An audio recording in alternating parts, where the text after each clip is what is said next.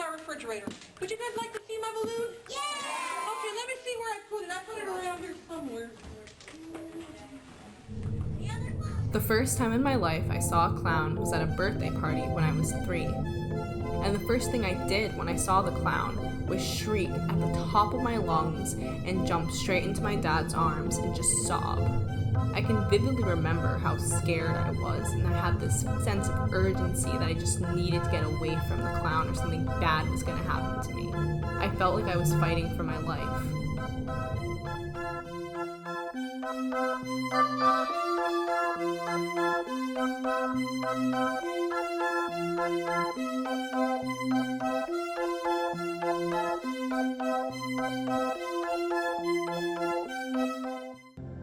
Despite how bad my first clown experience was, I've always been a bit clownish myself, and I've always identified with clowns, even if I didn't know it at the time.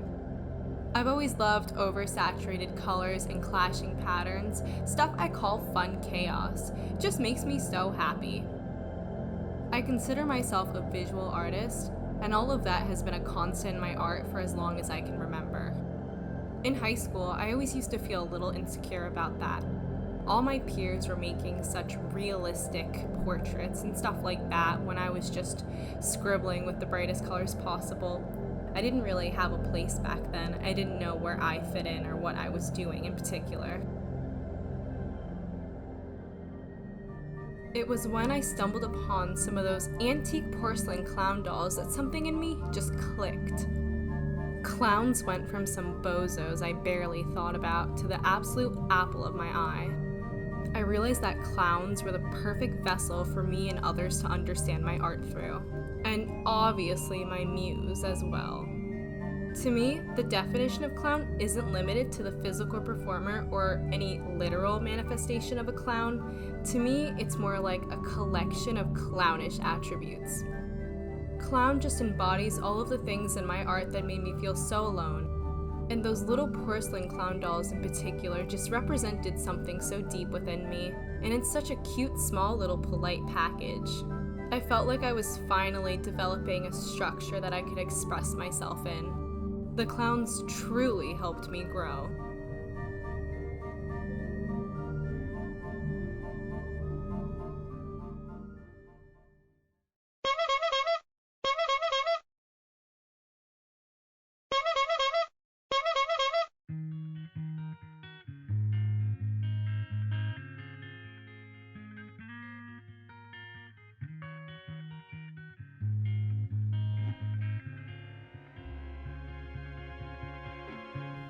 Tell me that I'm lonely. You won't know what to say. You tell me that you're sorry, that'll be okay. I tell you that I'm lonely. You won't know what to say.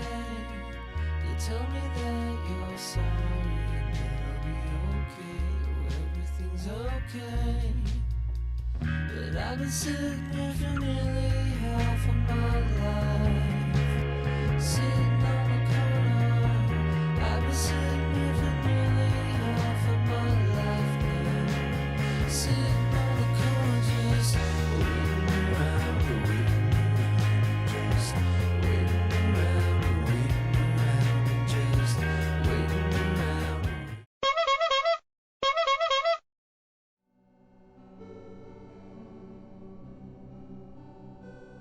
After researching rodeo clowns one summer before my birthday, I stumbled upon a holiday I had never heard of before, Clown Week.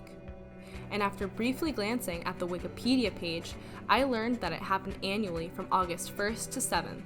My birthday is August 6th, so I was so excited I put together that little musical rodeo clown Clown Week video as a celebration. But I never looked into the holiday or the history any more than casually telling everyone I knew I was born during Clown Week. About a year and a half later, I finally dove back into the Clown Week rabbit hole. I needed to know everything about my birth holiday. But decoding the truth of Clown Week would be a monumental task. A cursory Google search about Clown Week does not return much aside from internationalclownweek.org, an adorable Web 1.0 site with pages and pages of clown knowledge, but this source had a problem. There are several versions of who had the idea of National Clown Week and who convinced Congress to pass the proclamation. The very first sentence on the history page. I had to figure out what really happened. I went back to the Wikipedia page with my newly acquired internationalclownweek.org knowledge and realized there is an even bigger problem. The entire Wikipedia page is a mess. The timeline's messed up, the info's messed up, and I knew I had to be the one to correct the page and bring accurate Clown Week lore to the masses. And so started my journey to compile a definitive Clown Week timeline, figure out how the different versions of the story come together, and fix that damn Wikipedia.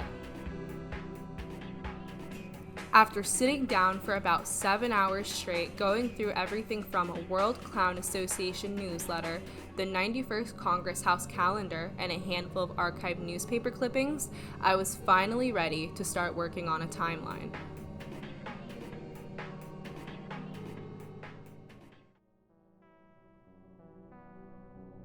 In the 1950s, a clown named Wat Wabo Savage of the Trenton Clown Club in New Jersey comes up with the idea of Clown Week. He proposes it to be the first week of August, allegedly because both of his daughters' birthdays fell during it. While it was picked up on a local level by some clowns, it didn't go much farther than that. It wasn't until 1966 when Ray Bickford, president of Clown Club America, appoints Frank Kelly the Clown Kelly to the newly created International Clown Week chairman position. Kelly took his job seriously. Under him, 15 gubernational and 8 mayoral proclamations for Clown Week were passed in 1966 alone. A year later, in 1967, the Clown Club of America pushed their members to write to their senators and reps requesting a presidential proclamation for National Clown Week. This was the beginning of the real fight.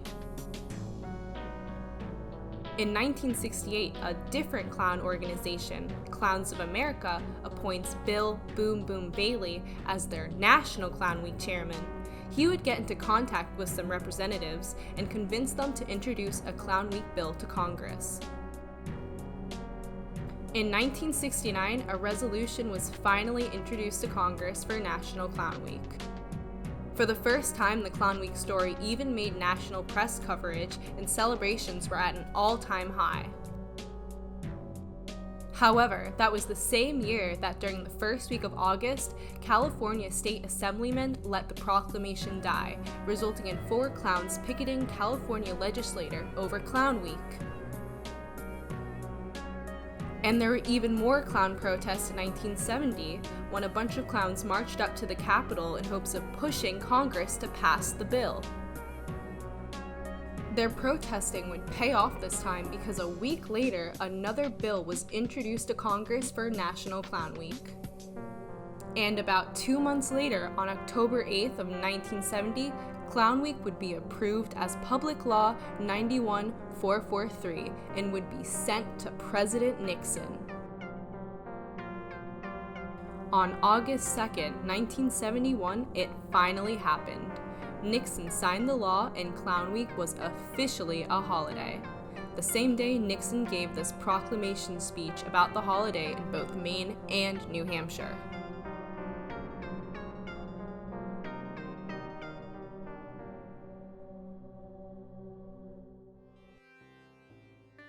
All across America, good men in putty noses and baggy trousers, following a tradition as old as man's need to touch gently the lives of his fellow men, go into orphanages and children's hospitals, homes for the elderly and for the retarded, and give a part of themselves. Today, as always, clowns and the spirit they represent are as vital to the maintenance of our humanity as the builders and the growers and the governors. In the folklore of the world is the persistent claim that the heart of a clown is sad and that all the gladness he provokes is simply a facet for the pain he cannot reveal to the world. And the might is the kernel of reason. The clown leaves happiness where he goes and takes misery away with him. Clowns all around America celebrated. not just the week itself, but also for their success. It had been years in the making, and I celebrated because I was finally finished with my research. Hours in the making. I had given my all to Clown Week.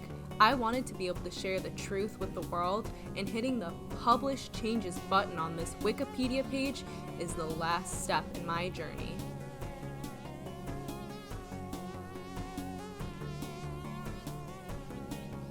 Now, with that out of the way, I guess there's only one thing left to do. Wait for Clown Week this year and celebrate the heck out of August 1st through 7th. Oh, and celebrate my birthday too, I guess.